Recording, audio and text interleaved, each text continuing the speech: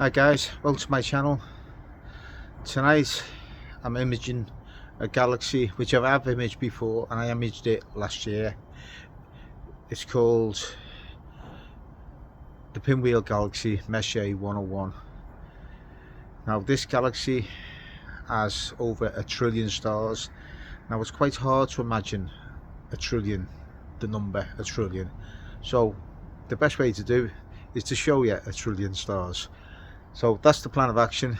I'm trying to get maybe 6 or 7 hours of integration time.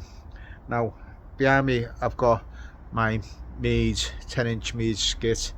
I've got a Celestron 6.3 focal reducer on there, and my ASI 533 MC Pro cooled to -5 degrees.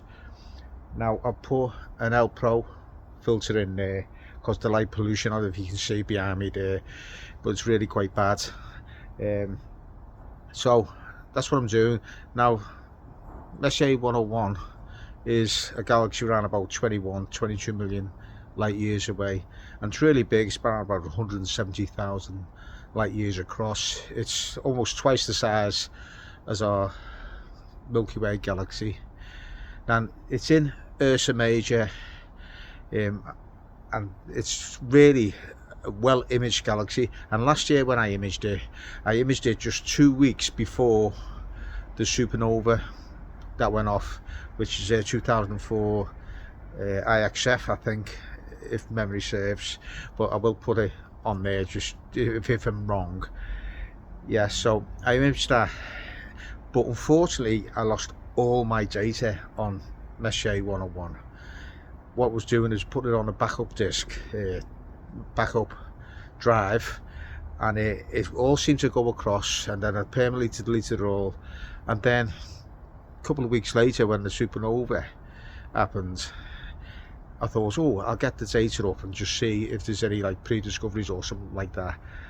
And the files, the folders were there, but there's no images in there, everything gone. So I'm using this big one tonight, and it should fill the frame. I framed it and it should fill the whole frame. I'm hoping to get some reasonable detail. I'm taking 180-second subs, and I'm did it every 2 of 5 pixels.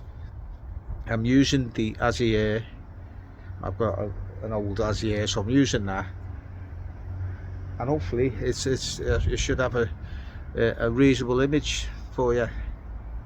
So that's the plan of action. It's only early, yeah, but we are expecting a little bit of maybe mist or fog or really high clouds coming in around about 9 or 10 o'clock, but we never know, do we? Sometimes this kind of high cloud that seems to burn itself off as it moves further into the land. So that's what I'm hoping, and I'm hoping to get some good subs. So that's it. So I'll see you in a minute. So I'm taking some subs now. As you can see, if I tap on that, you can see there's the M101, the Pinwheel Galaxy.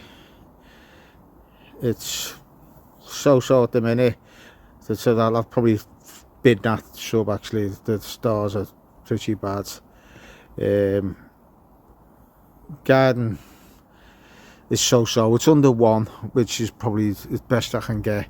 Now I am oversampling this with the image, but that can't be helped. I didn't want to bin it. I could have bin 2, but I prefer to just keep it as is, and I will drizzle it. And I believe when you drizzle it, it's slightly better to be oversampled.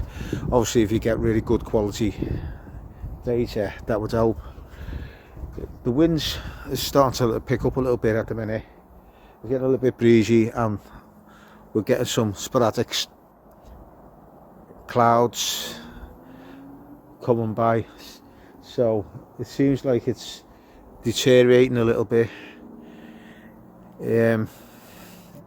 there's not much I can do about that, so hopefully it'll clear up.